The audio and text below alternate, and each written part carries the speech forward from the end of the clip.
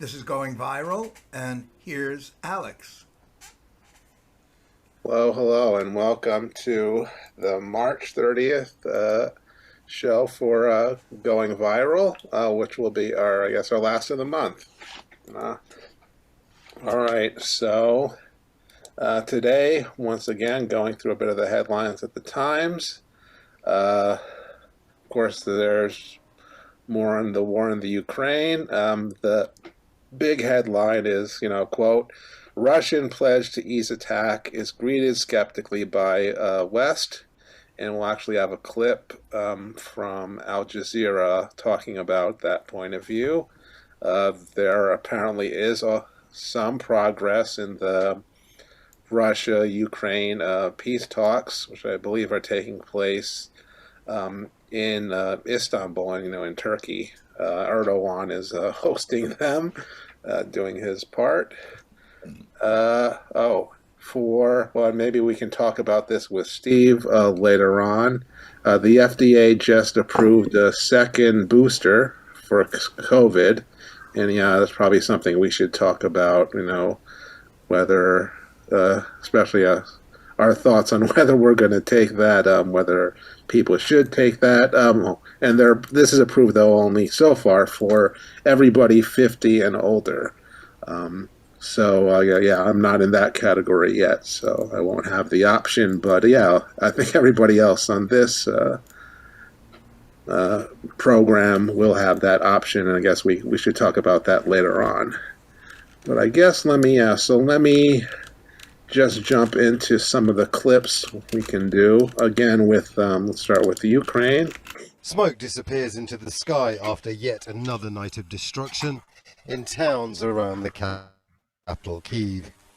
It's from places like this the Russian military commanders say they will withdraw from, part of an agreement made with Ukraine during talks in Turkey on Tuesday. This Ukrainian commander says some Russians are withdrawing.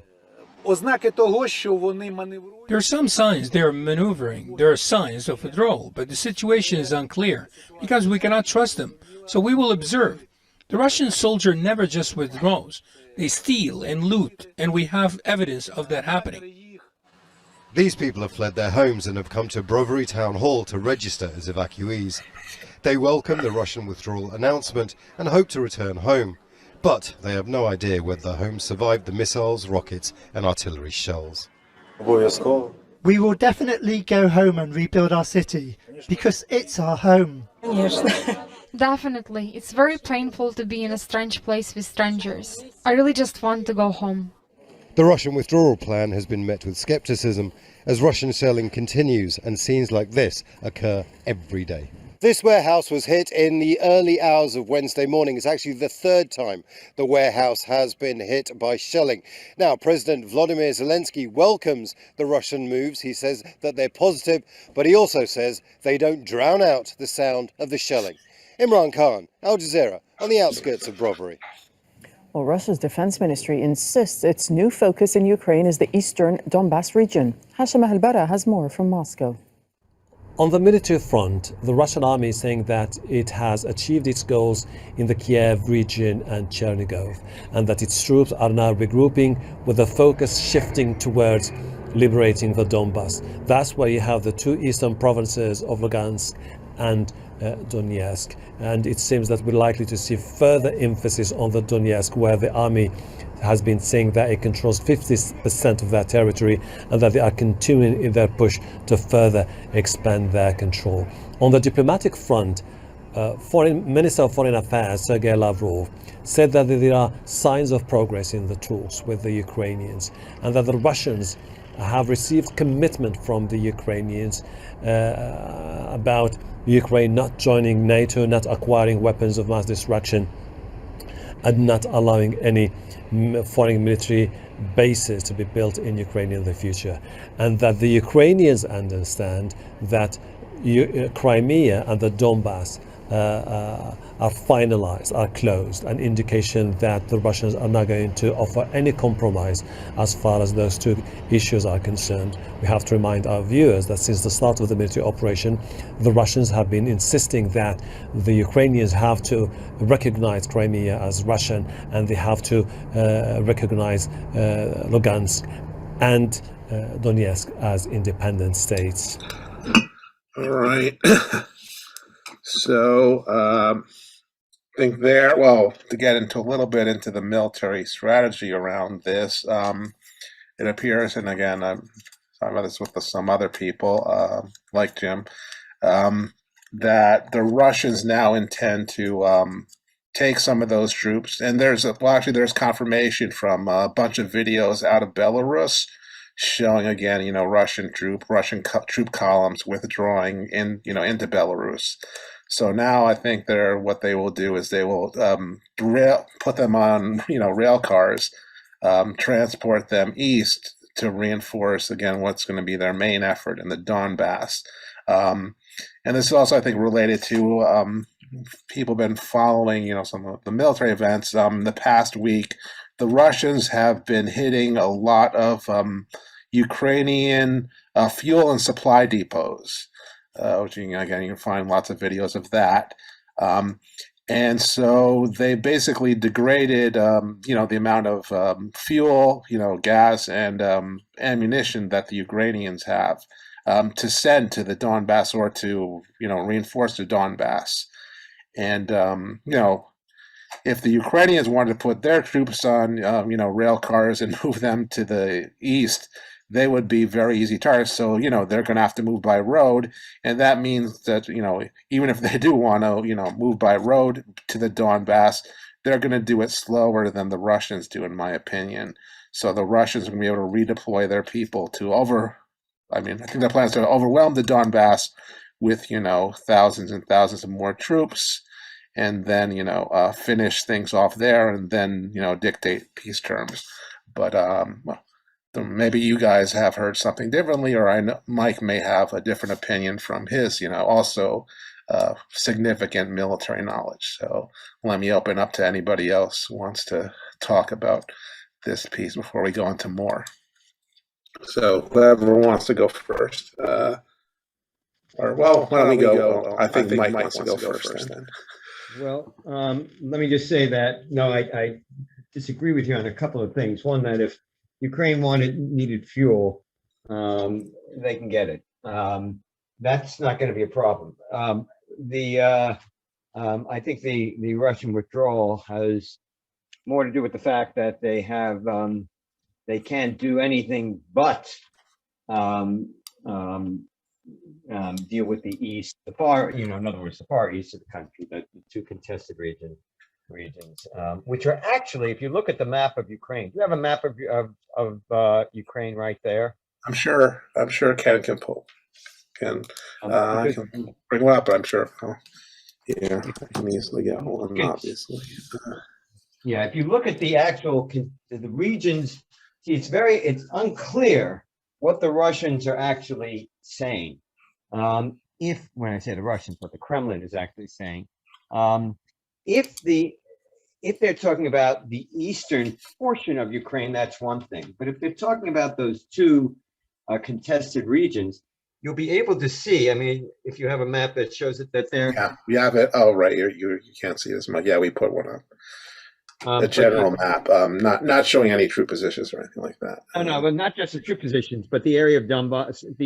No. Well, we have I put up a whole, terrain map for the whole country. Right. Well, the idea is if the contested regions. Right. Sure. Here, yeah, Luhansk and Donetsk. The actual contested regions, the ones that were being contested by forces within those regions before the Russians invaded, those regions are actually not a large percentage of Ukraine. They're actually relatively small. Yeah. But, and also it would probably be less of a headache for Ukraine if they just said, go ahead and, you can be independent. Not necessarily part of Russia, because they are in other words, that would be problematic, As especially independent republics, countries, whatever. right. If they wanted to do that, it wouldn't be taking away too much Right. of And that Ukraine. would be similar to the certain those two breakaway regions in Georgia, the country, not the state. Right. Abkhazia and South Ossetia, and again, there's the Transnistria near Moldova. That's also The sort of a problem is, breakaway thing. Yeah. the problem is, is the Kremlin going to be satisfied Right. with saying, if the Ukrainians agree to it, which they might. Yeah. I mean, now they're saying we are not going to give up any land, but that's maybe a negotiating position. Yeah. If they said those two small regions, or if they say, look, you can have a plebiscite in those regions, and we will honor the plebiscite Right. in those two regions, that would probably be the more rational thing to do. But if that was all Russia was, if the Kremlin will be satisfied with that, but if they want any more of the landmass of Ukraine, then it's going to be a real problem. And I don't think Russia, not only that, even if they move troops over there, they're just losing too much stuff. They can't rationally do it. Yeah, you keep on pouring more troops in and everything like that and taking incredible casualties or something, but it's really not sustainable. So that, I think people are negotiating hard and fast negotiating positions. Yeah. All right. So let's let Steve, if Steve or Ken, one of you guys want to chime in. Steve, you want to? Yeah, I'll say a couple things. Yeah, what's so sad for me, I mean, when you see the scenes of destruction throughout Ukraine, what's so sad is that these terms are what were being talked about before the Russian invasion. Same thing, and which leads me to believe that my guess, which I published a couple of weeks ago on Op-Ed News, that the invasion had nothing to do with space or protecting the Russians, the eastern provinces, but it had to do what I called Putin's drive to make the world safe for plutocracy. And there, just to mention, about Crimea. Yes, I think that, as I've said before, and I'll say it again for maybe different listeners on this program, Russia had to take Crimea as soon as there was a government change in Kyiv, because they only had Sevastopol on a lease, and that could have been canceled at any time legally. So it's the only one would report. But the other, so I really think that what Putin set out to do was, he thought that if he did this, I mean, he clearly is a plutocrat. It's a dictatorial government. I wrote a column last week that it's sort of to me, it's a modern form of feudalism, which we can talk about later. But it's very, if you look at, well, he thought that, a number of plutocrats were going to come immediately to his side, like Turkey, which hasn't, like China, which is trying to play the middle game. What's happening in Hungary, however, is very interesting. And the closer that Orban gets to the elections, which is next week, and they probably have polling which indicates to them that they're going to win, unfortunately, that Orban is now starting to draw back from commitments. They're part of NATO and certainly part of the European Union. They've been given schmerz by the European Union for very good reason. But Orban is starting to pull back now and saying nice things about Putin also. So that may be working. But what's going on the ground, I mean, if you end up, with the kind of thing that was in Minsk 2, more or less, with all the destruction, all the deaths, tens of thousands of Ukrainians, both Ukrainian and Russian speakers, this is a a monumental tragedy of history. All right. So Dennis, I think Dennis is unmuted. So Dennis, did you want to say anything? I think you're already unmuted. So actually, you can just let us know what you're thinking. Yeah, we can hear you. So I'm mainly concerned about the change in the era that we're in. I've been reading or listening to Alec, the Michael Hudson, right? Yeah, he's got some good stuff. Richard Wolff Right. dialogue, and I am very impressed with what they're saying. Yeah, I think right. I think the Russians and the Ukrainians will find a peace. Mm-hmm. It might not be the one that. What we have to interpret is what is the interest of the United States in all of this, and why did Putin actually attack? And I think he was pushed into it by the U.S. Mm-hmm. I'll just leave it at that. All right. So let's let Ken, your thoughts. Okay, yeah, I happened to, by mistake, when I was driving the car, I turned on KPFK, and they had a very good analysis. And then later in the day, I heard. This is one of their news. This is one of their news programs. Ken? I don't know. I didn't even know who it was. I'm not sure. I'm sure. I think it might have been 4 o'clock or 3:30. I'm not sure. But in any event, the guy gave a great analysis. It's got to come to an end, and it will come to an end. And it's going to be, and I have to concur with his viewpoint. It was probably similar to what Dennis is referring to. Biden meets with Putin. They make a deal. They back off on NATO to stop that crap, and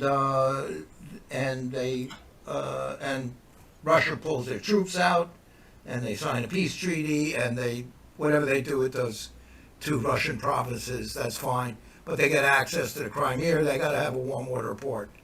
So that that kind of a settlement, and then that's all, and people will heal. And then Tucker Carlson did something very interesting. He played a 2014 warning by Farage, this politician in the UK whose name I'm. Nigel Farage, you mean? Nigel Farage. Right, he's yelling at UK Independence Party. That's right. He was yelling. Far-right separatist movement. 2014, he was yelling at the parliament and saying, "Are you crazy? You want to go to war with Russia? You're supporting the Ukraine. You're having NATO troops to exercise in the Ukraine. What are you trying to do? Provoke Russia to invade the Ukraine and set the whole continent on fire?" So he was lecturing. He exactly predicted what was going to happen. And we don't get that story. We don't get that story in any relevance at all. And it's kind of like, it's all manipulated by the media, according to the dictates of whoever. There may be a level of governance above corporations, actually. It's not necessarily corporations running everything. There may be, the Illuminati or the Catholic Church or the Queen of England. I don't know who it is. It doesn't matter that much. But it's somebody just, saying, this is reality. This is what you should be concerned about. The Queen of England? You're with the Rushites? Maybe he's right, Look, people laughed at Christ, They laughed at Edison. They laughed at Elon Musk. You know how much trouble he had getting that car thing started? So it's not that. It doesn't matter who's in charge. The point is, it's a play. It's being put on. Yeah. And the actors in this, I don't even necessarily rely on the report coming out of the Ukraine.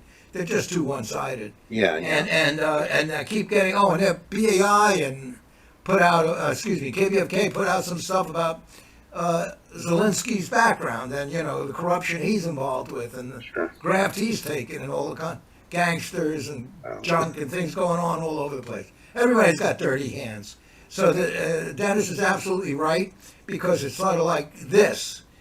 Look, if you could blink, you could say, Lithuania, Switzerland didn't do anything to stop this conflict. Right. They're relevant. The U.S. is sitting there, has the influence commercially, militarily, and diplomatically, and historically, every way, which way, to do something. So it's one thing to say, you know, if you do nothing, you're guilty. But it's another thing to say, if you could have done something, it is in your area, and you did nothing, then you are guilty of a crime of omission. And this is a crime of omission at minimum. And it's mostly a crime of provocation. And you can't, you know, I'm not, the active force in this case is Putin and the Russian troops that are participating. Yes, they're committing the atrocities. That's true. Just like the guard in the concentration camp that says, here, go in and take a shower, you know, and turns on the gas. They are directly responsible. But in large events like this, you have to come back up and say, who was there? And others were blamed. There's that, you know, we've had that, I mean, not on the show, the whole debate about what FDR and Churchill could or couldn't do to affect the Holocaust. Yeah. So in any event, so that's the story. And it is, I'm back on the conclusion that it will settle down in a month or two. Okay. I think Mike had a response. Mike is dying to get back on the air. Okay, let him on. It's too late. I got a question. Why do you believe the stuff about Zelensky being corrupt, but you don't?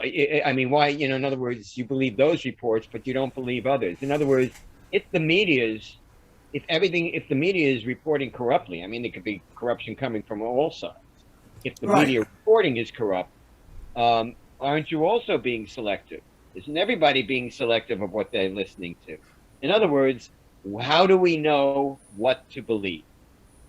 You're being because it's being reported by not by Russian media, his corruption. It's been reported by our own media again, you know, years ago, and obviously they're kind of essentially saying nothing about it now. But you know, this is like CNN reporting this. I mean, it's Alex, from media that's, you know, pro-Ukrainian. You're not answering the question, which was I can answer the question, Mike. Okay. I can answer the question.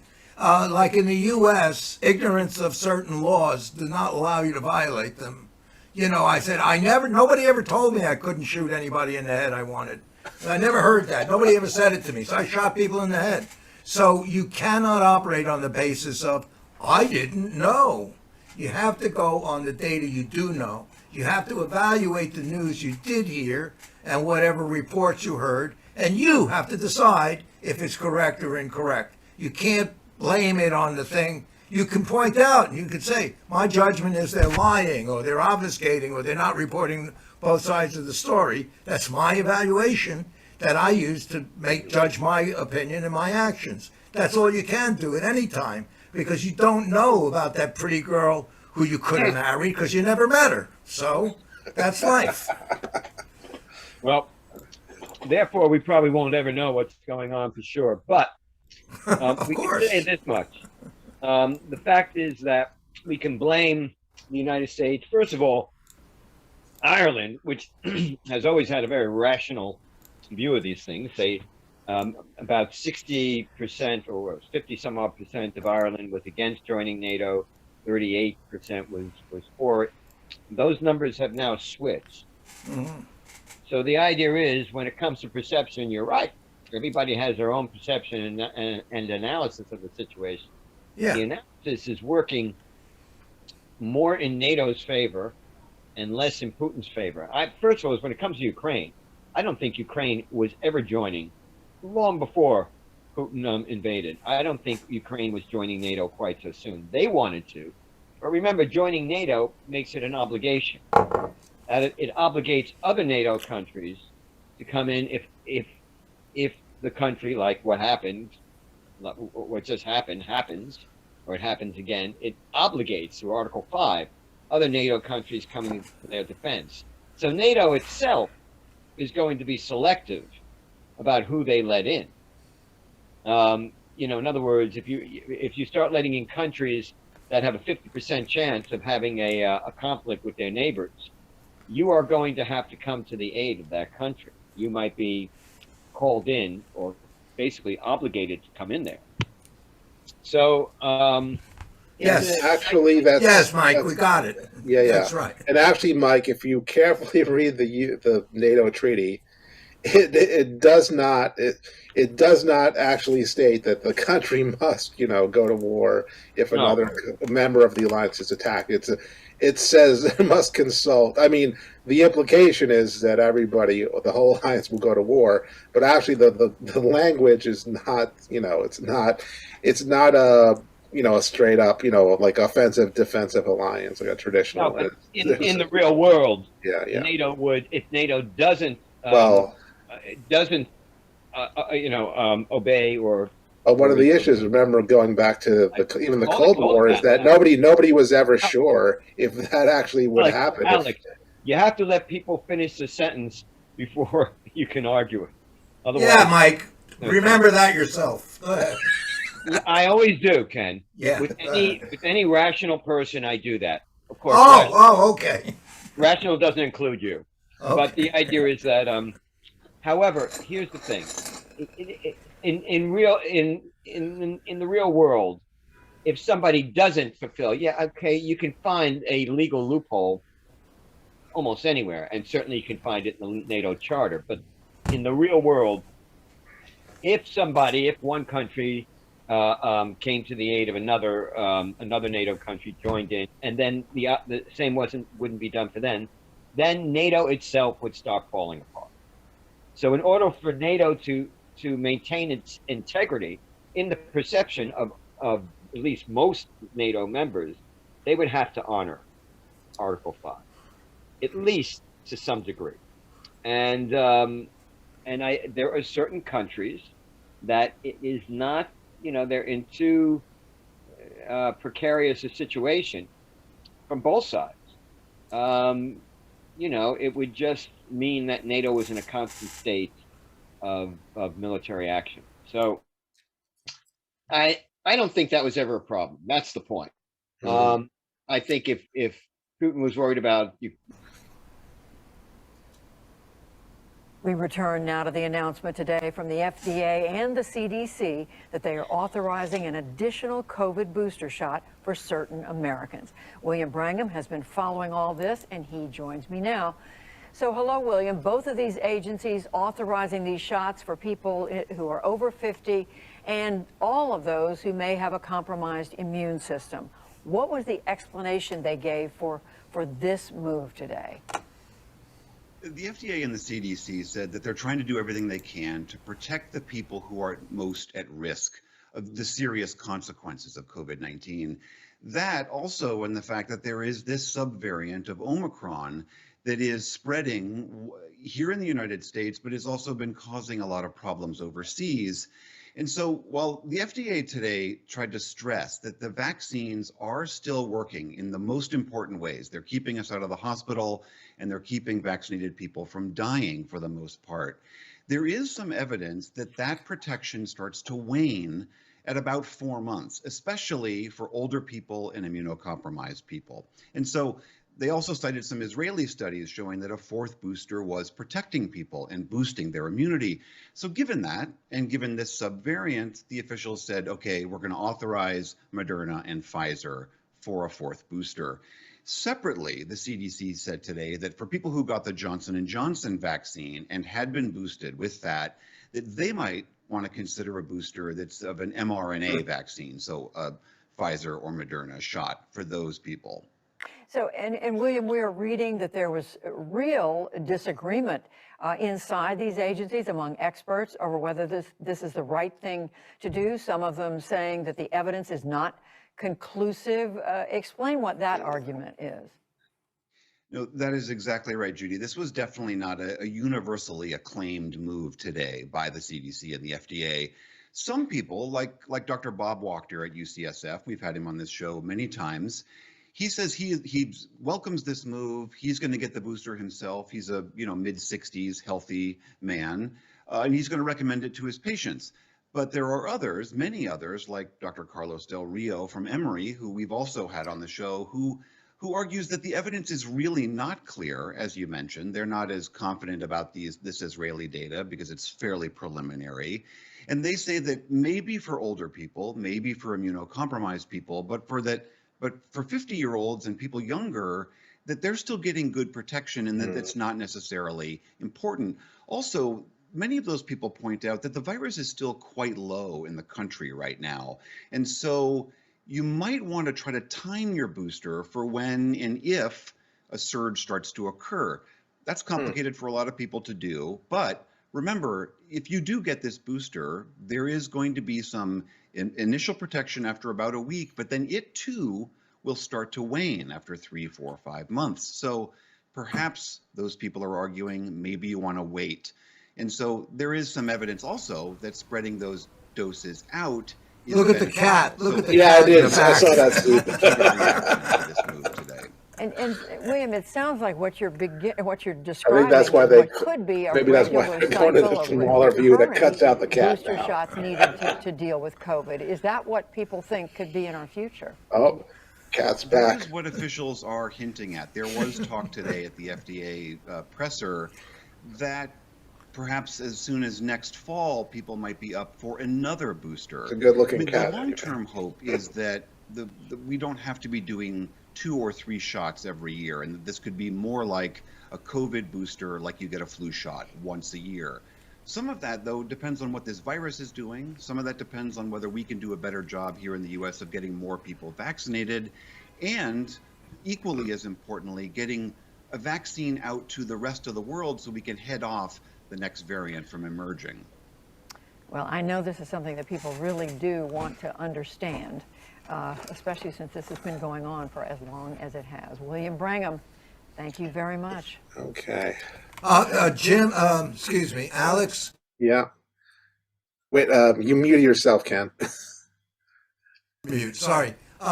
Before we go on, I'd like to play a clip about a resurgence in Shanghai and mold that in. Oh, okay, sure. Yeah. And then we'll go to Steve. Okay, so I'm going to do that.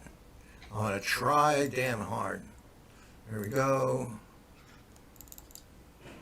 And nope. I have to share the sound first. I'm sorry. Oh, right. Share the sound. There we go. Here we go. And this is it. It's the latest city to enter COVID lockdowns in China after a weekend with some of the highest numbers of daily COVID cases since the pandemic began. Shanghai is also the largest single city to enforce China's zero COVID policy to date. But some people there say the price of the policy is just too high, especially since COVID cases in China are relatively low compared to other countries that are living with the virus. NBC News foreign correspondent Janice Mackey-Frayer joins us now from Beijing with more details on this lockdown. Hey, Janice, good to see you. So officials in Shanghai had actually originally denied that they'd be putting the city on lockdown, hoping to keep the financial district specifically open while also maintaining China's strict zero COVID policy. But obviously that position's reversed. What prompted that? Well, up until Saturday, these officials were denying rumors of a lockdown. They even had people punished for, quote unquote, spreading false information. And then by Sunday, they had announced this two-phase plan to lock the city down. And this is a city of nearly 26 million people. It's the financial heart of the country, arguably China's most cosmopolitan city. Right now, half of it isn't moving. The idea is that they want to contain the rapid spread of the BA2 variant known as stealth Omicron. Most of the cases are asymptomatic, but this is the largest COVID rollout, COVID lockdown that we've seen yet. Public transit has been closed down in half the city. People are being told to stay at home. Schools are being closed. Traffic is being limited. That's for half of the city now. Then by the end of the week, the other half of the city will have the same lockdown conditions. Yeah, so Janice, you're sort of referencing this, but the city's calling this yin-yang lockdown policy. What does that mean, and how is it different from the lockdowns we saw 2 years ago in China? Well, for the past 2 years, it's been the same playbook. All of the same tactics are being used with quarantines, mass testing, putting people into isolation facilities in order to try to stamp out any sort of infection in keeping with this zero COVID policy. What we're seeing in Shanghai is not exactly a full lockdown of China's biggest city, but a half approach. People were posting pictures on social media of a hot pot, with divided in half, and that's effectively what it is. Right now, the eastern half of the city is in full lockdown and will undergo mass testing. And then at the end of the week, the western part of the city on the other side of the river will have the same sort of approach. The concern, of course, is that there is going to be the healthcare system is going to be overwhelmed because under the zero And COVID Ken, policy, can you look up Shanghai's population? hospital. Yeah. And that's why they're creating these isolation centers where mild symptomatic cases or asymptomatic cases are being put into a different type of centralized quarantine. And Janice, quickly before I let you go, tell us, what are people saying about these lockdowns? I mean, is there panic to get everything needed for another lockdown indoors? Well, for the people who are in lockdown right now, there was barely any notice. It was a snap lockdown, so there was some panic buying. There were videos on social media of people like duking it out over food and store shelves that had been stripped bare. People in the western part of the city that will undergo the lockdown later in the week feel like they've had a few more days to prepare. But it's impacting millions of daily lives, and it's having an impact on the economy too, on manufacturing, on shipping. There's one economist in Hong Kong who figures that lockdowns across China are costing the economy $46 billion a month, just over 3% of GDP. So they're saying that at some point something's going to have to give, that this zero COVID policy just isn't sustainable.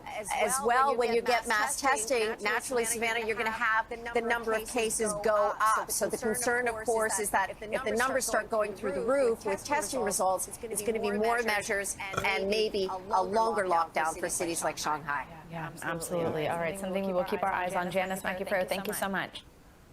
Okay. Back on.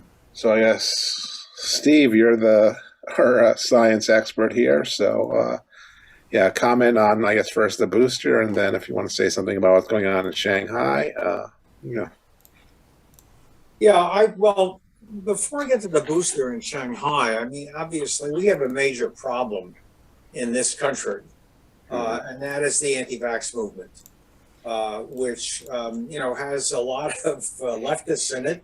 It also has rightists in it. It has Republicans in it. Different people have different motivations. There are leftist scientists, people with credentials who believe that they have data and evidence that's different from that of the government. I don't believe their data. I do believe the CDC and the Public Health Service. I don't think that there's I also don't think that there's a worldwide conspiracy to reduce the size of the population. I don't believe that there is a worldwide conspiracy to bring everybody under the control of some kind of central authority, probably based on Mars. Well, maybe a little closer, maybe on the moon, because we can get back and forth to the moon if we try real hard. I don't believe that either. But I see this stuff all the time. I see it every day. I've stayed on these listservs. I haven't answered anybody for months because one of the problems is that if you dispute the people on these listservs, you open yourself up to personal attack, and I'm really not interested in that. But we've got two problems. We've got a scientific problem, and there are people, at least who have letters after the name, who were disputing some science that I think is very carefully done at the federal level, at the state level, and certainly departments like the New York City Health Department are very capable and highly professional. I do have to say, full disclosure, I started my career working for the New York City Health Department. It was the DOH back then, Steve? already? It was the Department of Health, exactly. Yes. Yeah. I started in 1912, actually. Right. Actually, I forget where it's created, but I think it had something to do with, like with a lot of cities, with actually the Spanish flu creating. I vaguely remember something about. I know several cities basically created their Department of Health in response to the Spanish flu. So I think there's some relation there. I think we had one before them. But anyway, the point is that I believe the standard science on this. B, it is science. And one of the things about science is that it's that gets people very confused. It's always it's changing over time as new evidence comes in. So yes, so that over time, Dr. Fauci has said different things over time, but that's because new evidence has presented itself. I think the new COVID major government policy person, spokesman, Dr. Ashish Jha, who is now the dean of the School of Public Health at Brown. Those of you who have watched MSNBC are familiar with him. I think he's very solid scientifically. I also think that he has a very good way of presenting information. And Steve, you know this doctor they mentioned on the PBS clip, the one who was against the Dr. Airy or something from Emory, I guess, who's been on PBS, and he's skeptical about the booster. It sounded like. Well, in terms of the booster, I'm assuming that I get permission from my own internist, who is a very conventional internal medicine person. I'm going to take it. Okay. I think I don't know why you wouldn't, and I certainly would like to hear the reasoning of the person from Emory on that. They were a very solid school of public health at Emory. They're very, and they're right, it's almost literally around the corner from the CDC. Right. Yeah. I'd like to hear what the reasoning is. I think one of the arguments that was, or not argument, one of the positions that was presented in, I think it was the PBS discussion of this, where somebody said, well, we're not sure how long the effect of the booster is going to last, so maybe you should wait. Until the autumn or winter. Yeah. Pardon? Until I guess the autumn or winter when flu season comes around, basically. Yeah, but people do get it in the summer. And the point of, if you wait to get the booster because you want to have it last longer, during that period, you could get sick. So, yeah. It's. I guess the logic would be there's less virus out there, so you have less of a chance. Yeah, that's doing. I will tell you. Okay. I will tell you every time I go out, I put a mask on. Every time I go into a store, I put a mask on. It's the simplest way of preventing transmission of the disease. I think there are a whole bunch of people, including some of our left-wing friends, who have been very, very destructive. Let me just say one more thing on the political issue, or the political side. There is talk, and you probably see a lot of the same stuff I do, Alex. Coming from somebody whose first initial is M. You see it. Sure.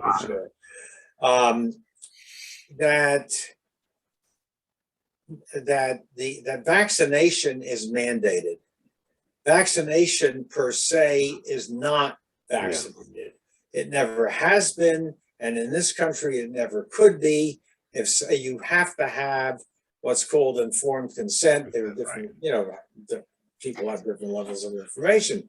If they don't want to get the vaccine, they don't have to. So what has been mandated is vaccination in order to engage in certain kinds of activities. Right. I would have much rather seen the use of the word something like required. Rather than mandated, because the anti-vax machine, and it is a machine, And it's one of the bases for the machine is in Canada. What is the Journal of something I see all the time? I should know the name, but they keep talking about vaccine mandates.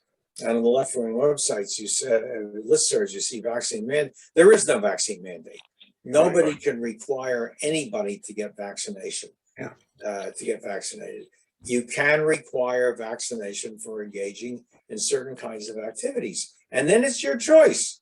And if it means you don't work because you don't get vaccinated, that's your choice, but nobody can force you to be vaccinated. I think I'm repeating myself, but I think it's very important. Steve, let me ask you a question. I mean, first of all, I have to say that this opening up and people saying, "Oh, I'm tired of this," as if the virus cares if you're tired or not. But what's the name? Somebody, what was it? The woman who was on with Bill Maher about 4 weeks ago. I'm over COVID. Yeah, I know. I want Bill Maher because he's got good guests, and of course he's very sharp. And I said, "Oh, really? You may be over COVID, but COVID ain't over you." Right. Well, or the other way to put it is that the government is now, not just the government, but people are engaged in authorities are giving people what they want in lieu of what they need. And this is an ongoing thing in the United States now. But I have a question for you. If indeed, I mean, the problem is not whether or not we should get the booster. Okay. I think that most rational people agree you should get the booster, but the question is when.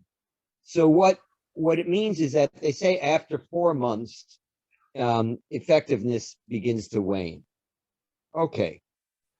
How much? At what rate? In other words, for somebody to determine when they would actually need the booster. I mean, in other words, if it gives if at 4 months, it gives 95% effectiveness. I'm just giving the approximate number. And at 5 months, it gives 93.5 effectiveness. And at 6 months, 89. I mean, in other words, that would give people a chance to say, okay, it's gone from 95 to 93. I could wait a little longer and just take a little bit more precaution accordingly. But we don't know. We don't know what the rate of the waning will be. In other words, what the rate of decline of effectiveness. Right. So do you happen to know anything along those lines? I see you're shaking. No, I don't, and I don't think anybody does yet. I think that in one of the discussions I heard of the new recommendation for booster today is that there was one public health authority, I forget, it wasn't he, I forget his name, who said, well, we may be talking about, for people who get a booster now, we may be talking about another one in 4 to 6 months. The problem with this virus, I'm just repeating myself and I'll stop talking unless somebody asks me another question. The problem with this virus is, and with the pandemic, which is the illness spread throughout the population, is that it is not simply an infectious disease. It is also a political disease. And I have said this before, and I may try to get around to writing about it one of these days, but I don't know enough. I don't think I will, because you'd have to know an awful lot about the history of epidemics. But when this thing started, and Trump was politicizing it from the very, very beginning. I mean, I watched Trump and Hannity in February 2020, and I couldn't believe what they were doing. And Trump was saying, well, there are 26 cases, and then tomorrow it's going to be 6, and then it's going to be 1, and Hannity was going, yeah. And I said, no, there's 1 case in this country, and that's enough. And unfortunately, 1 million deaths later, and I wasn't the only one, there were plenty of people like Dr. Fauci, Dr. John, et cetera. Now we've got about 1 million deaths. And 1 million is a lot. It's a very, very big number. But I've said this before, I'll say it again, maybe other different people are listening this time. At the beginning of the pandemic, or what became the pandemic, at the beginning of the outbreak, My son, you know, I mean, I've been in public health all of his life. He said to me, Dad, do you know of any other pandemic or epidemic that has been politicized the way this one has? And I said, well, I don't really know the, history of pandemics, and I'm sure that there were people who studied this, and I'm sure the books written on it. But of the major outbreaks, I don't know of one. I mean, I don't think that the 1918 flu epidemic was not politicized. This was, and it was called the Spanish flu, even though it didn't originate in Spain. But that's propaganda. That's not controlling how you try to deal with the disease. The 1832 cholera outbreak in New York City, affected the poor much more than the rich, because the rich were able to leave, which they did. But it wasn't politicized, and the politicization, which has always been on the side of contesting, you can say this, it's always been on the side of contesting science, and that has really, I believe, significantly increased the spread and the disease burden on the population. Okay, so I see we've actually been joined by Frank Radford a little late. Which reminds me, I should have announced at the beginning of the program. So we have on tonight is me, Alex Stavropoulos, Ken Aaron, Steve Jonas, Dennis Goldstein, Mike Jankowitz, and now Frank Radford. So I guess, Frank, you kind of caught the tail end. And so we're talking about the booster shot and whether people are going to take it. So yeah, well, what do you think about that subject? And if you want to tell us, are you going to get the second booster? Not just yet. Like Mike's saying, it's probably it's wiser to wait beyond the 4 months, I think. Well, I don't think he was saying that, but that's the that's the consensus. But it seems to be an I was asking, but okay. Yeah, but I mean, as far as the politicizing of it, yes, you're absolutely right, of course. But I think we should start offering the Pfizer vaccine to China, because what goes around comes around. And, as far as mutations go, what could come out of China with that population could be a real doozy. And I don't think their vaccine is particularly good. At least some people have mocked it as being, fairly worthless. So, that could be another, I don't know what. I mean, this latest one, BA2, seems to be not as lethal, but one never knows when it comes to mutations, right? So, that's my concern is, even though they've buttoned down Shanghai, that's a really massive population, and I think they're doing it in two phases. And Ken, did you get the numbers on Shanghai so we can know for our viewers? Yeah, I thought I put it up on the screen. No, you did it. 26 million. But I think the number of cases is in something like 60,000+. That's as of a couple of days ago. So God knows what it is now. And the way they lock down, I mean, they're merciless. Whether or not they can hold it in check is really problematic. Yeah. So we could expect something again coming from China. And you mentioned Trump back there. Don't forget that on January the 12th, he signed a deal with China on the big trade deal where they were going to take $250 billion worth of our stuff. And nobody wanted to rock that boat from Trump's point of view. And so the whole question of the lethality of this thing, that it in fact was, when Navarre was countering, or rather was the counterpoint in the administration, but Trump, being the idiot that he was, he saw, the dollar as being Right. Well, and the probably his ultimate- re-election, I would assume. Yeah. Yeah, well, and then he just kind of did his thing, which was sad. I mean, really sad. That's so. I'm concerned about China and Same. Yeah. the next variant. Right. So, Dennis, you want to give us you have to mute, and maybe I wonder what Gary Knoll has been saying about, for another perspective. You got to mute though, Dennis. I agree with Gary Knoll. Kenneth, I think Dennis, you're unmuted, but we're not hearing you. Something's with your volume. Oh, there we go. Yeah, we can hear you now. Gary Knoll is against the vaccine. Right, still, huh? And he's not a right winger. And I try to keep a low profile about this because I don't want to be associated with the right wing. I am wary of the vaccine and not just wary of it.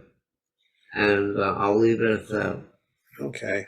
So, Ken, I guess you're the last. Let us know what you think about getting the vaccine, and all that. The booster, the second booster. I think I'm going through other medical experimentations right now, and it's bad to take multiple therapies because you can't keep track of what's causing the headache, or what's causing your teeth to fall out. You want to know what's going on, so you don't want to mix 3 different therapies all at once. Okay. I'm going to back off on the neck. And there's a big spiritual movement here on the west side of the country. Really? COVID's over. Yeah. That's we all so you're believe getting that. With, but I do have some problems the way Steve's going.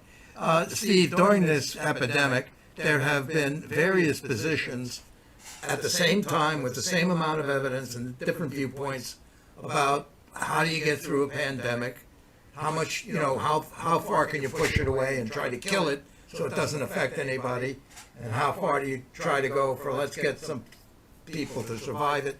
There's treatments that haven't been done, which I heard from a physician, which was you take the blood of a person who's got natural immunity to it, or developed immunity by himself without any shots or anything, and you make vaccines with that.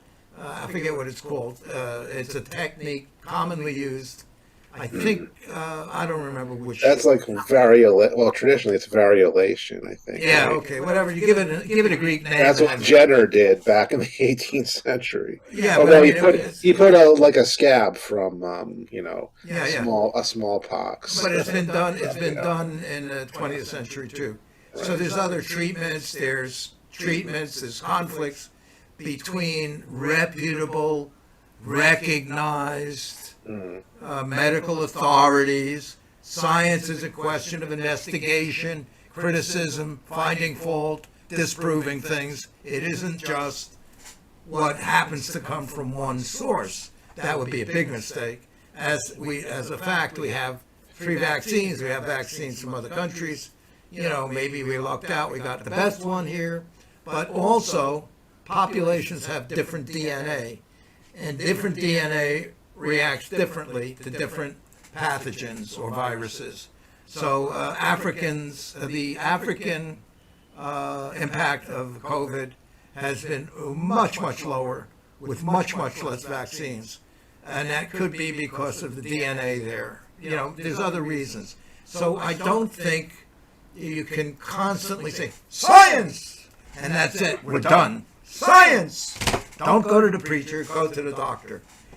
Doctors have always been criticized of, they said, there's all these jokes about doctors and God. One guy was just a god. He didn't know what was happening. The doctor knows. And doctors are just trained in medicine. They're not necessarily, doctors are people who get degrees in public health. That's another issue. And like we're seeing, considerations about what happens to an economy and a society and what is the prognosis for survival if you do lockdowns, or if you exclude people from jobs, if you cripple, let's say, the trucking industry, because, like it or not, a percentage of truckers won't get the vaccine. And you say, that's their right, so fire the fuckers.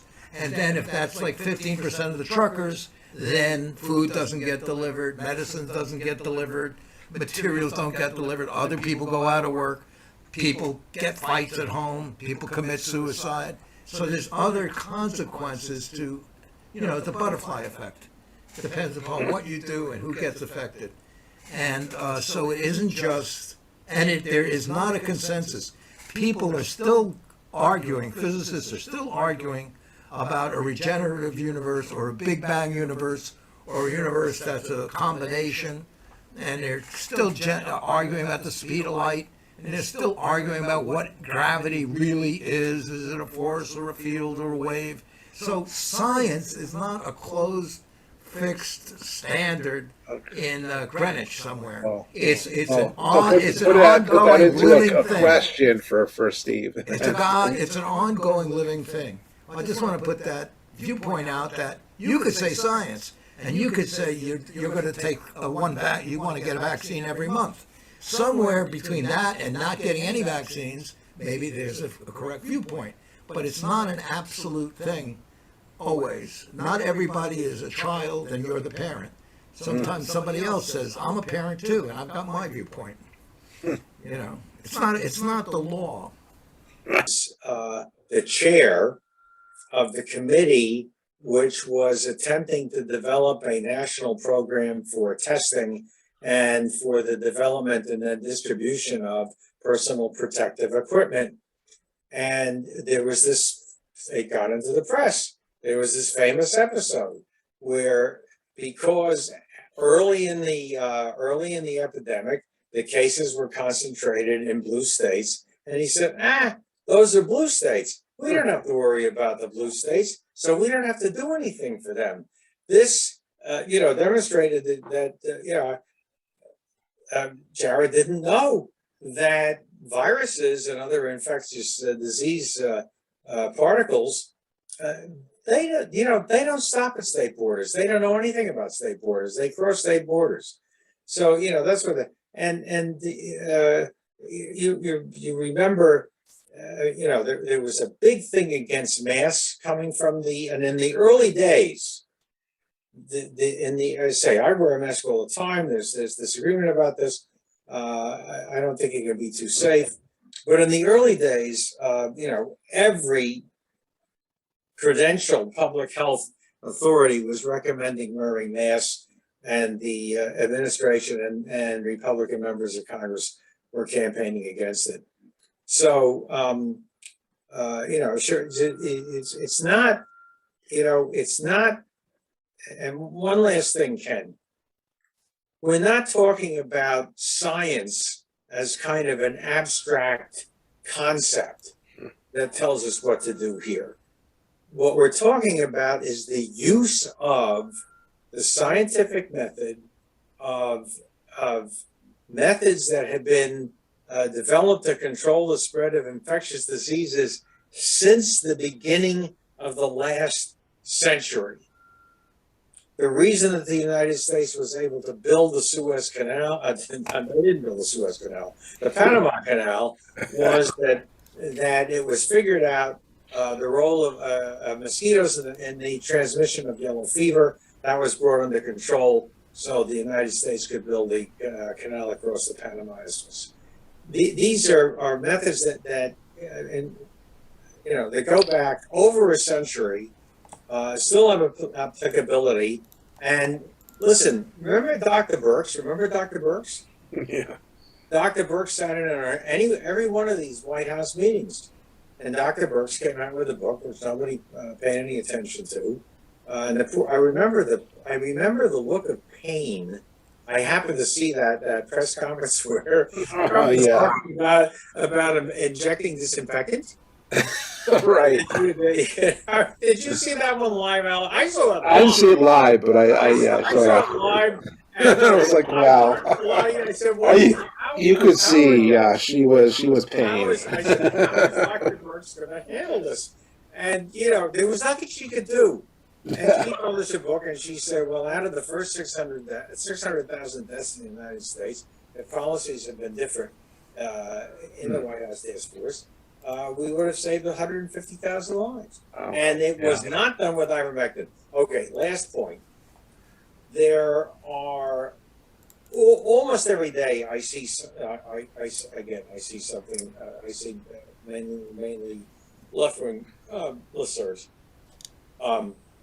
Control study, and then I look at the quote control study. A, it's not controlled in the classical way that we know how to do control studies, and B, it's not.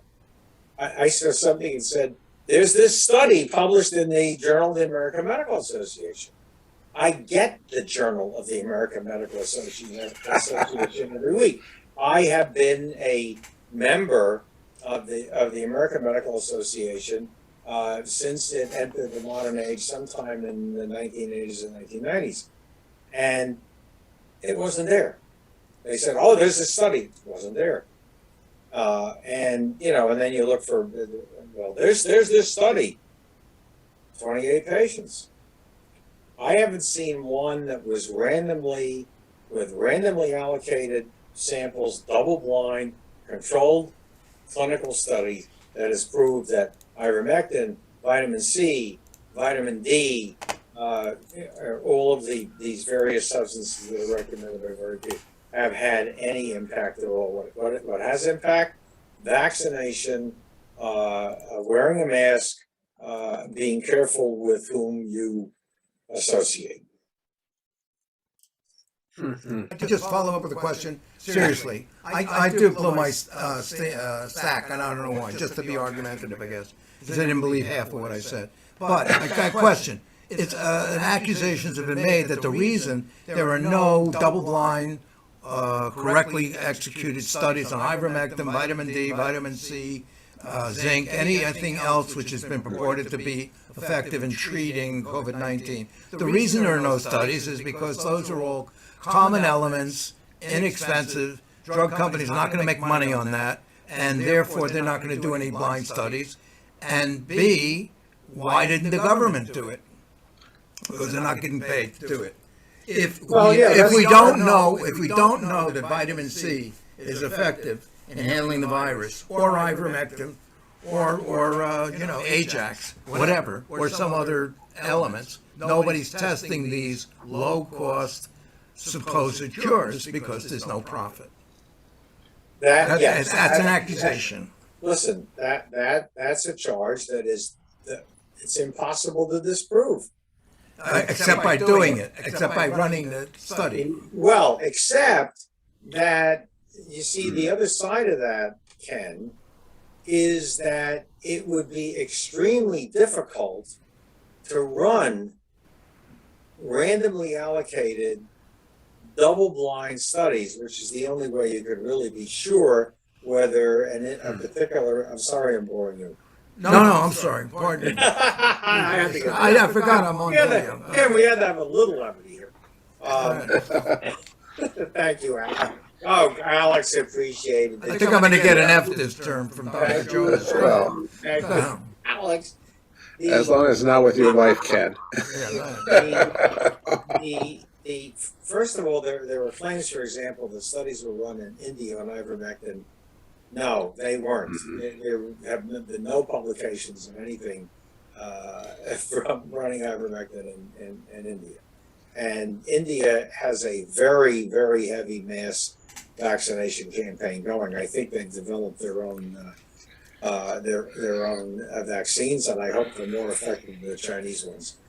The problem, you raise an interesting question about why have there not been any controlled studies of elements like, say, vitamin C, vitamin D.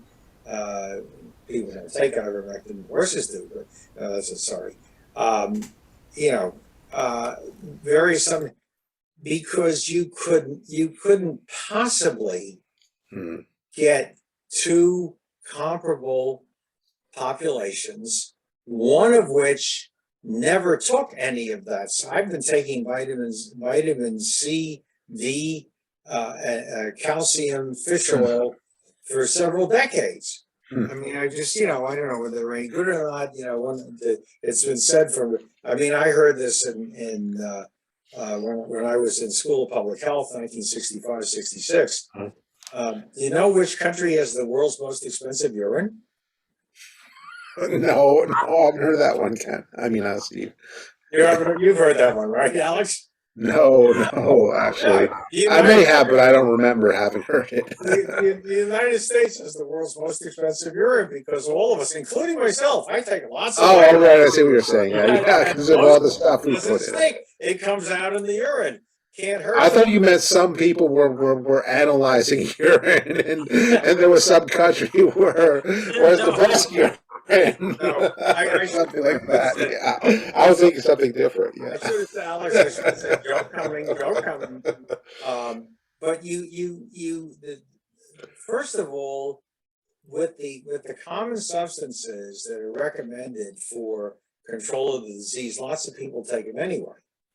So you cannot have two groups where one group takes it, the other group doesn't. Second of all, you have to have informed consent. Third of all, you have to have double blind. And that is that neither the person receiving the drug nor the person giving the drug knows what's in it, whether it's the drug, whether it's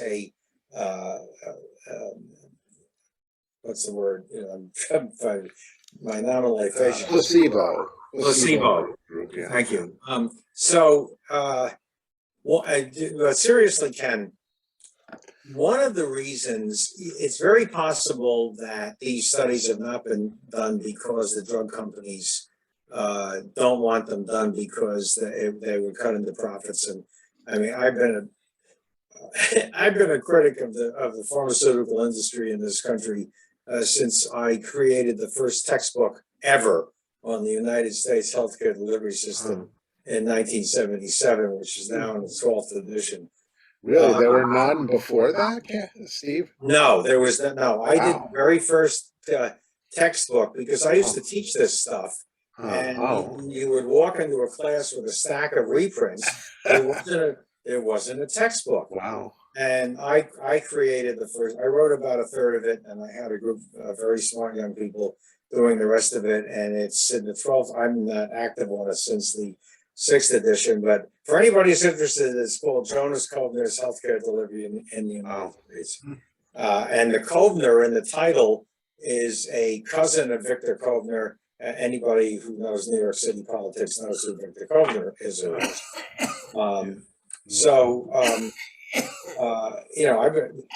That's a possible reason, Ken. But the other possible reason is that these studies would be virtually impossible to do because of. I think, Steve, aren't they trying to do some big randomized study? At least I heard for ivermectin in the UK with ivermectin. You could do a randomized clinical trial of ivermectin. Yes, you could. Yeah, you could do a double-blind randomized clinical trial of ivermectin, and I hope it's done because I think it's we should know. I think it's going to worse. That would be it's going to prove to be totally ineffective, but I really would want to see that. But you can't do a double-blind study with Ajax or. Well, yeah, because that would probably harm you, unless you can figure out a safe way to inject it or something. I don't know you if you could, but I didn't want to go on to other clips. Unless Ken, do you have I might. Oh, okay, sure, go, Frank. Yeah, sure. Just regarding this discussion. Okay, great. Yeah, I mean, there's a sort of I think personal philosophy that's guiding these anti-vaxxers, and I know them on the left. It's that this sort of hubris that in a state of nature, they would survive because they are physically and somehow superior. So that's the impression I get. Whereas, if we look at ourselves right now, most of us wouldn't have survived childhood, to tell you the truth, without the aid of some very sophisticated medicines. So, I don't quite get why anti-vaxxers don't understand that if we're all 1,000 people on a football pitch and you introduce the Omicron, right? Unless they all took the vaccine, many would die. I mean, that seems to be, a basic logic. I mean, you don't have to be a scientist to figure that out. But nevertheless, there is a subliminal thing going on that, from their own individual point of view, and, individuality, of course, comes with being an American.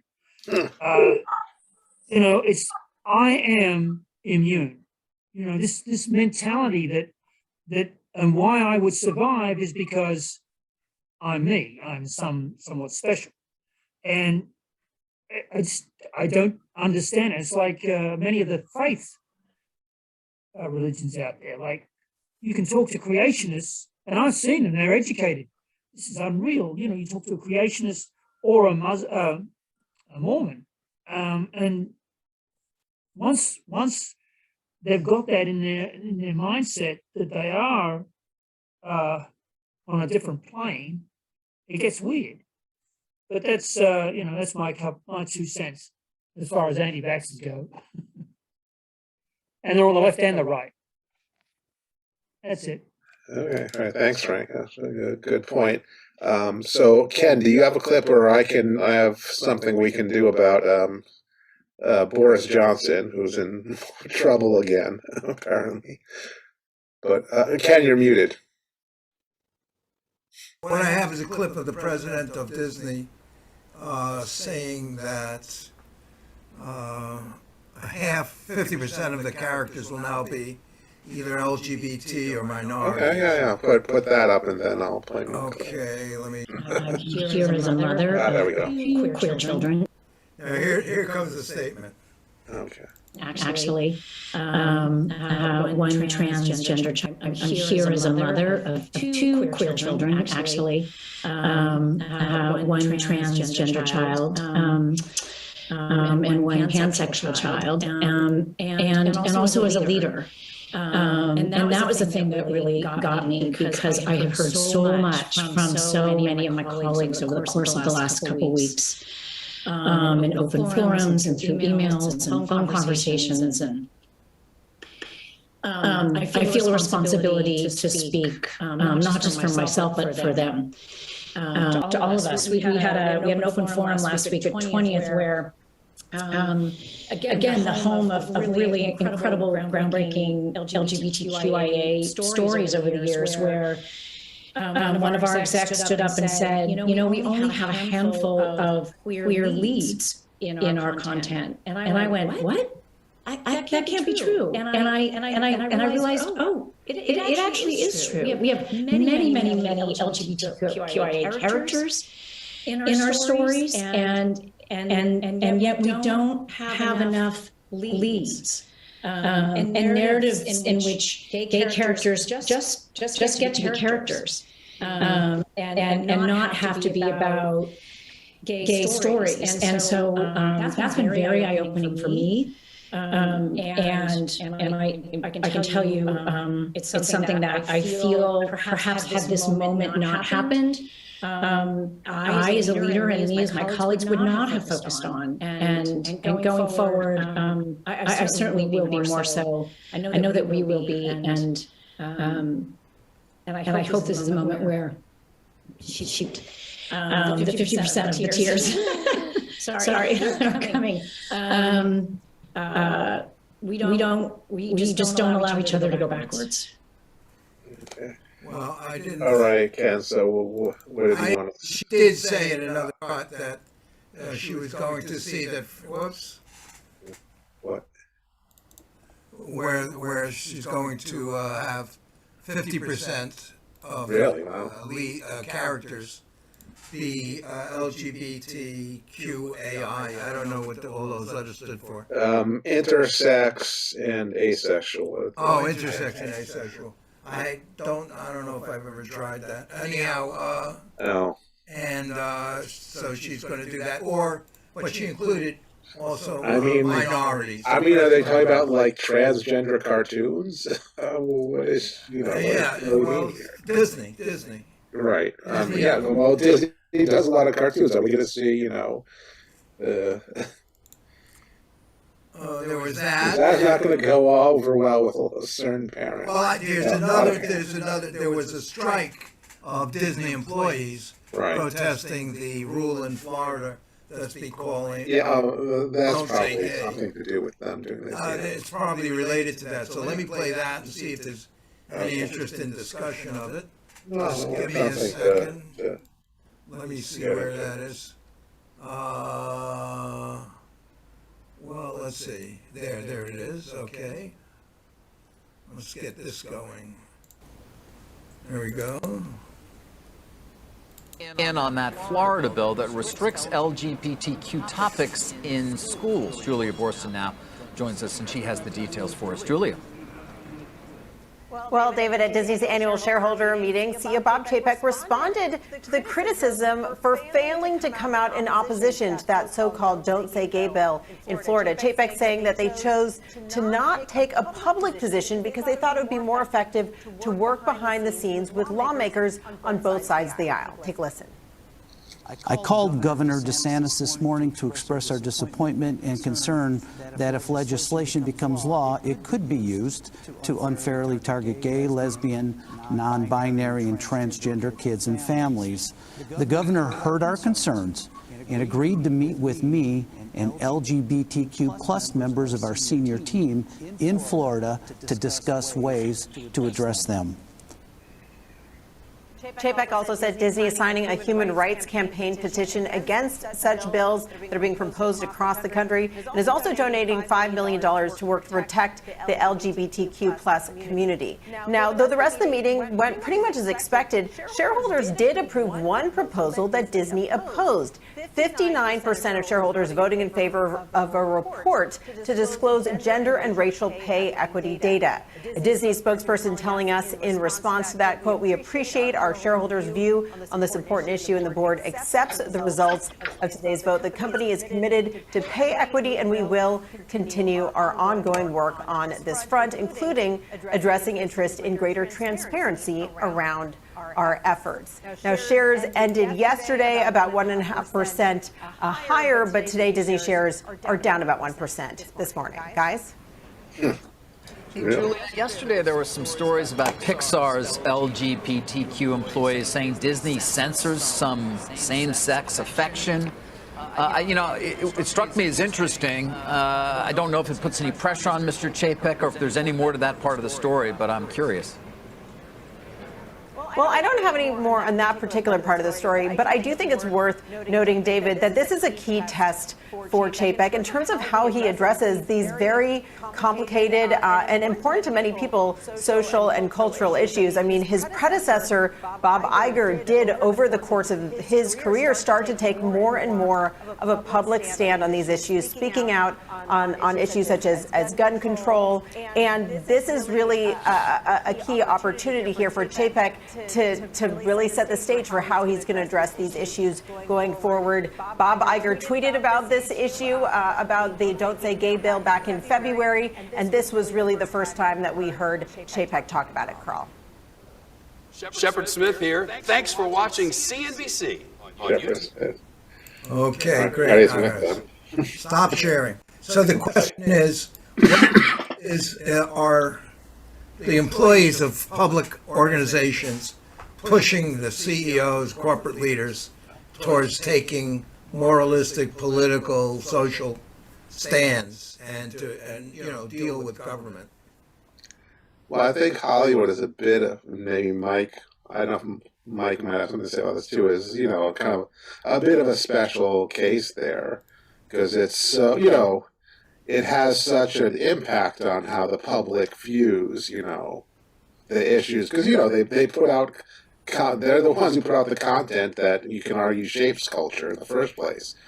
So it's going to be an issue for, well, again, just like it's also an issue for parents or, Christian conservatives or, you know, liberals or, you know, everybody looks, I think, to, yeah, those kinds of cultural and to, you know, looks to movies, looks to TV shows as a way of, you know, yeah, to pushing certain agendas. That's always been, you know, government pushes certain agendas, you know, like the Department of Defense pushes particular agendas about, you know, depiction of war in movies by, you know, essentially using their ability, the fact that Hollywood wants to show, you know, one of their tanks in their movie. So then they say, well, we have to approve your script. So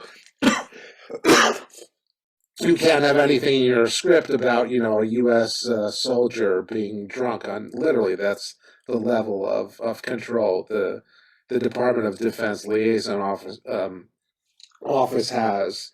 So, you know, if someone wants to do a really, you know, dissenting movie about war, they have to do it without, you know, having a CGI, you know, M1 Abrams in their movie because the Army won't let them, or, you know, they have to do it on their own essentially. But, you know, among other examples. So, yeah, so I think this is, you know, culture is important. And, you know, that's why we talk about culture wars.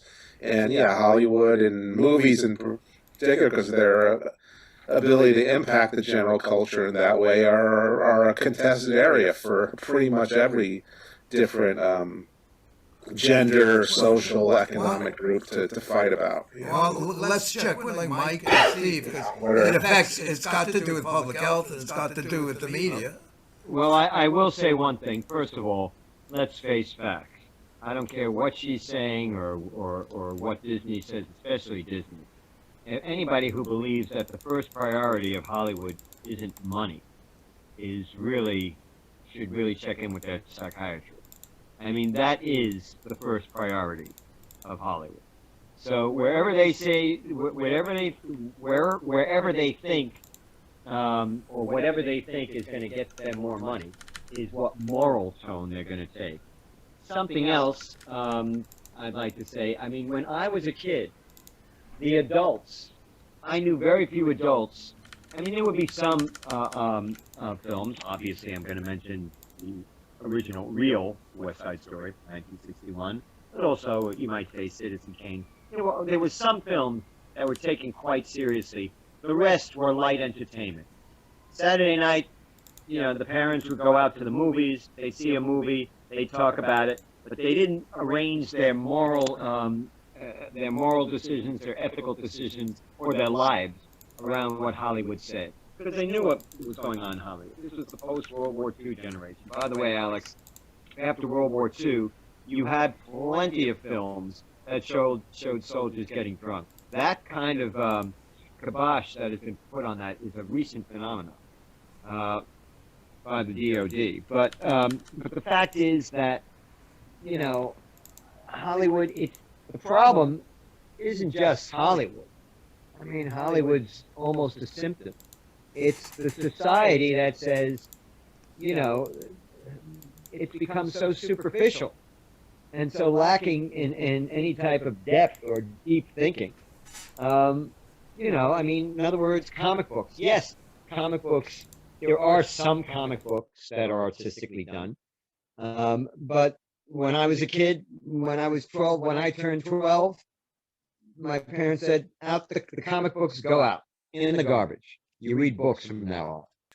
So any that you would have gotten a lot of money now for, Mike? I would have. Are you kidding me? I'd ever have an extra $100,000. My grandfather used to supply deliver comic books to various stores. So I had all these comics. Some of them were worth money, but back then, you know, people would say, yeah, the only reason that those comics are worth money is because everybody threw them out. Yeah.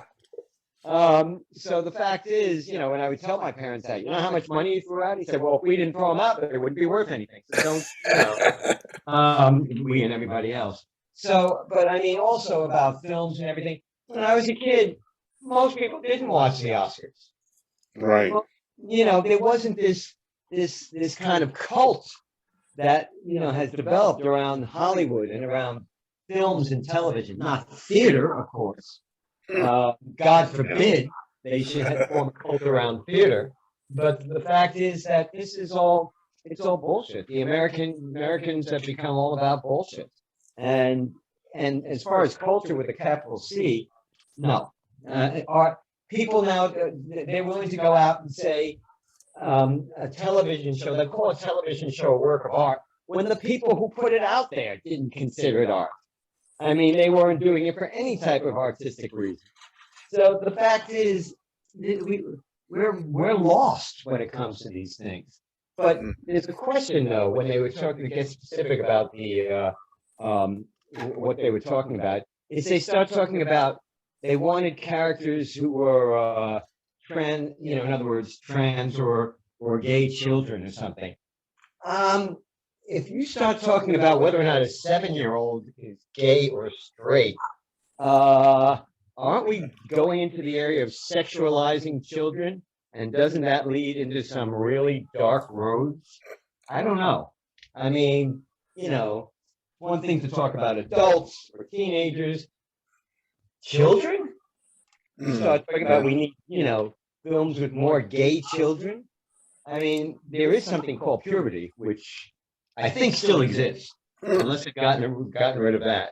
But the fact is that if they're prepubescent, they're sexually, at least, they're children, and this kind of people don't realize what it can lead to. Sexually, in other words, defining children as having sexual identities also can lead to people thinking of them as sexual beings, and this can get really out of control. As far as the rest of it, again, it's all about money and it's all about trend and what's in vogue, and who knows? And maybe because I'm straight, I'll never get another part again. All right. Big deal. All right. Any thoughts, Steve, on the issue a couple of things. I'm taking a different tack on this.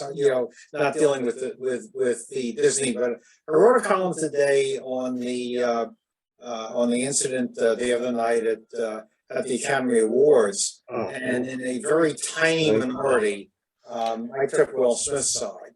I said he shouldn't have hit him.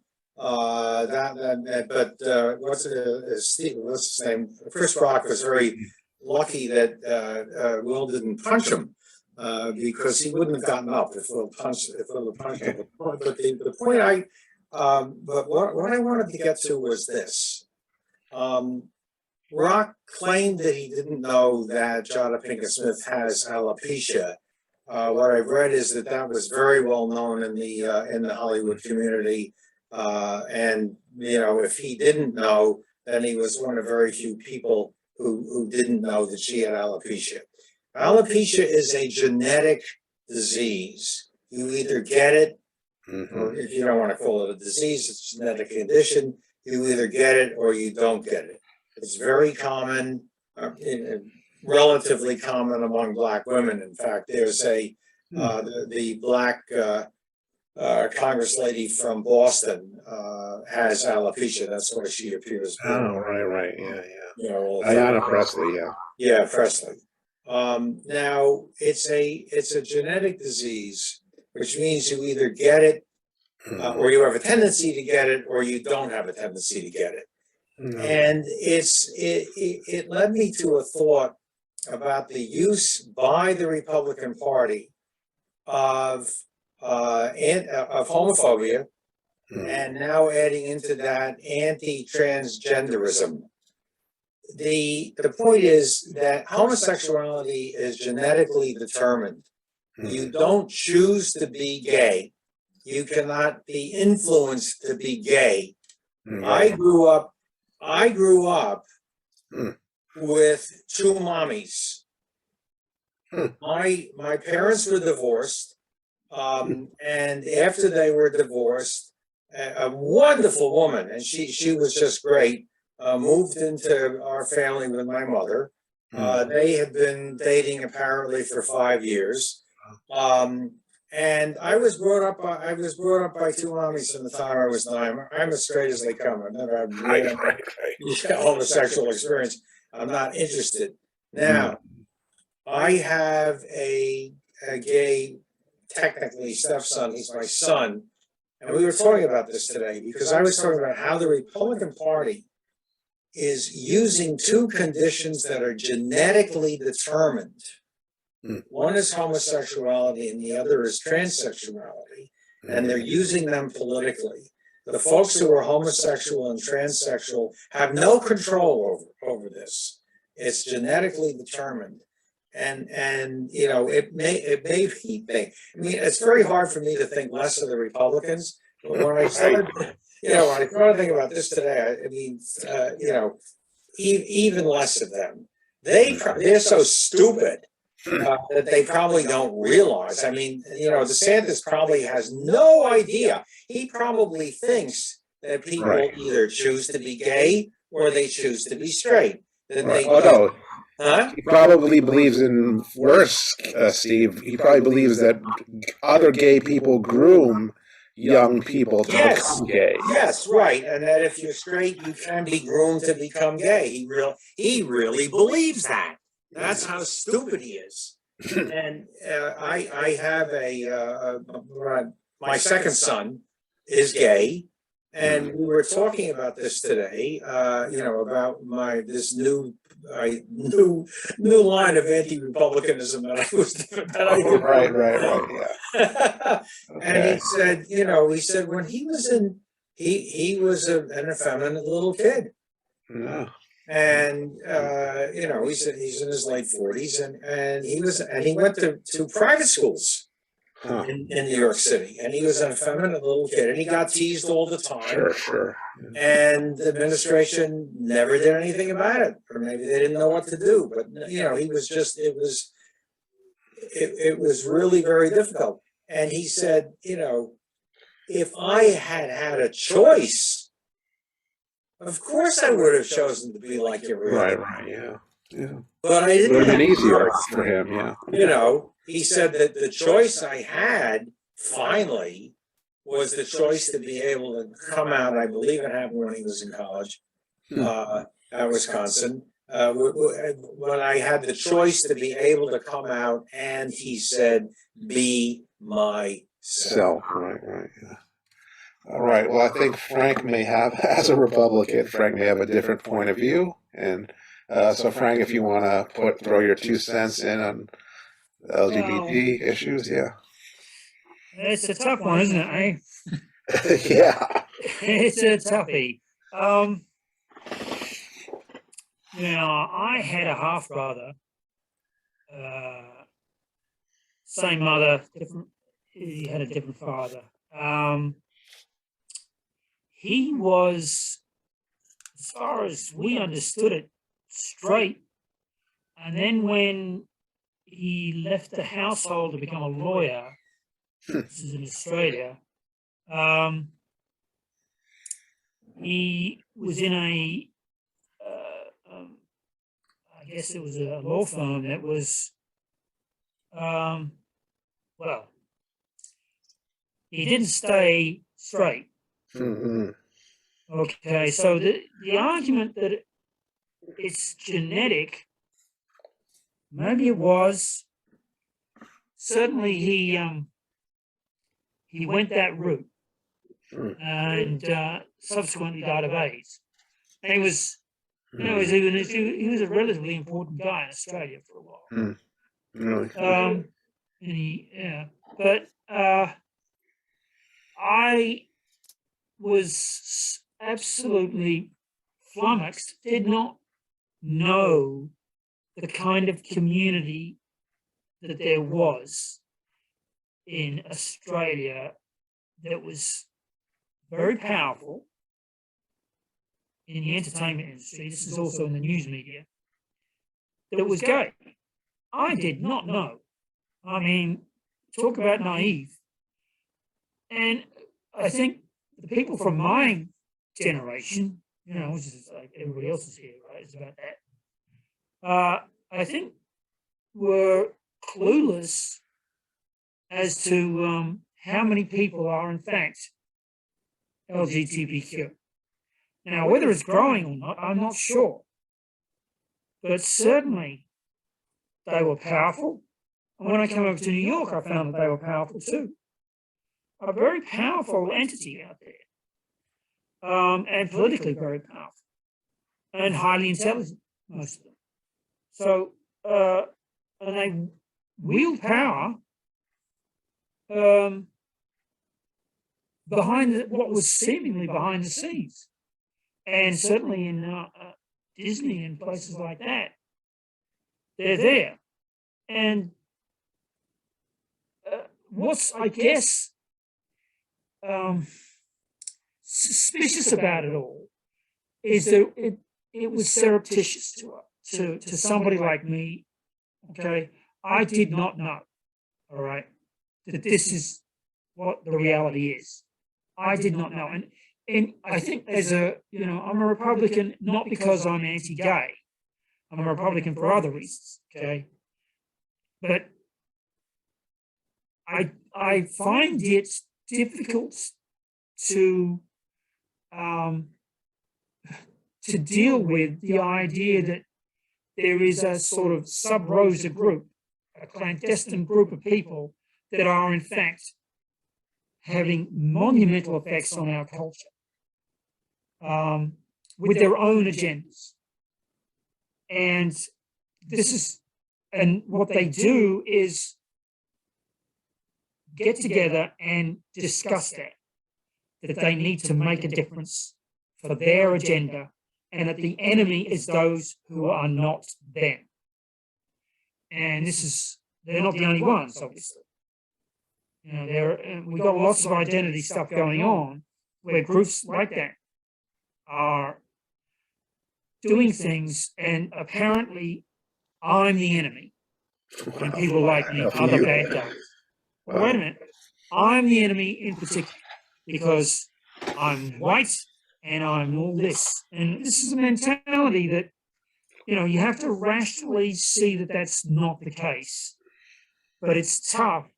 I mean, if you're a person of, I don't know what kind of IQ you need to have to see above this. I'm not quite sure. I accept that you and your ilk and the people that you see needing to have empowerment are going to do it at my expense. I'm supposed to accept that, right? I'm supposed to accept that is the way it should be, because there needs to be change, there needs to be reform, there needs to be a different America, or a different, way of life. It doesn't necessarily have to be in America, because, by the way, what happens here happens everywhere else within a year, okay? Because this is always going to be the trend-setting place. So that's if you say it's genetic, from my observation, I didn't see that. Okay, and there are ways and means for an elder person to influence a younger person. And guess what? That can be done in such a way that, it's like being put into a prison cell when you're a young person, and then at the end of the day, what you may have started out thinking you were, you end up not being that anymore. So not sure about the genetic argument. Wow. Okay, let me, Steve, I wanted to stay over because I wanted to hear what Frank had to say. It was absolutely fascinating, and I'm past my bedtime on the show. So I'm going to say night-night, everybody. Thanks, Steve. See you next week. Right.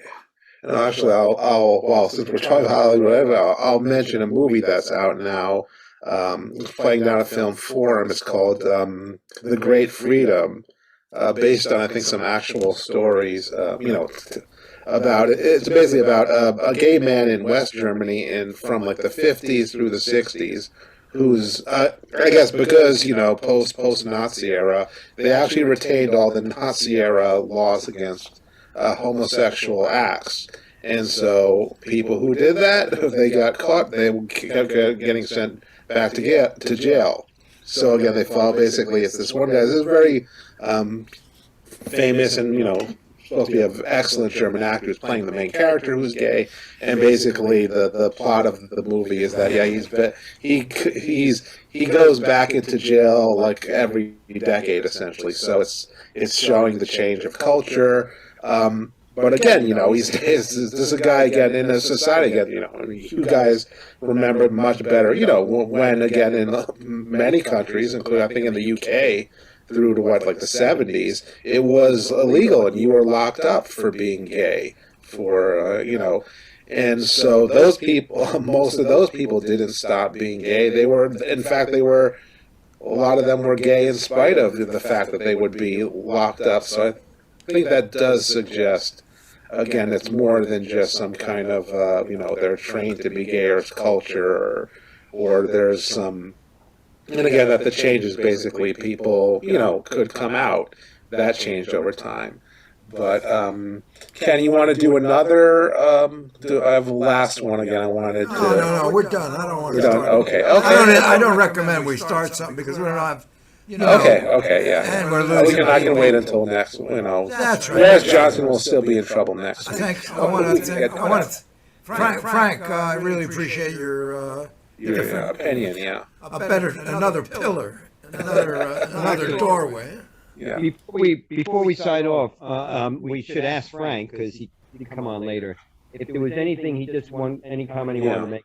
I had to point out something. I had to point out that exactly what Frank said. I heard on the news media that China has somehow something leaked. China is their plans to take Taiwan has been thrown into the future because of the consequences of what Russia did in the Ukraine. So exactly, you're saying that the West has a 5 to 10 year reprieve, at least was acknowledged by other political pundits somewhere floating around in the media. Yeah, but they're still tight. Russia and China are still tight. Yeah. All right. Because China knows they'll be the next target if Russia gets regime changed. Or at least I think that's what they believe. Yeah, they're probably. I jumped in on Mike's question. Mike, why don't you ask it again? Mike was just saying that Frank didn't get a chance to comment on the situation on Ukraine or what's been going on. So if we wanted to make one last. We did last night, I think. Yeah, I blabbed last night. So. Yeah. Oh, okay. All right. Yeah. So Frank's got his piece. Okay, wrap it up, Alex. Yeah. Okay. So thanks to everybody who's out there who's been watching Going Viral show on Wednesday, March 30th. I've been Alex Stavropoulos. We've also had Dennis Goldstein, Ken Aaron, Mike Jankowitz, Frank Radford, and Steve Jonas before. So thank you everybody for listening to us and watching us, and have a good night.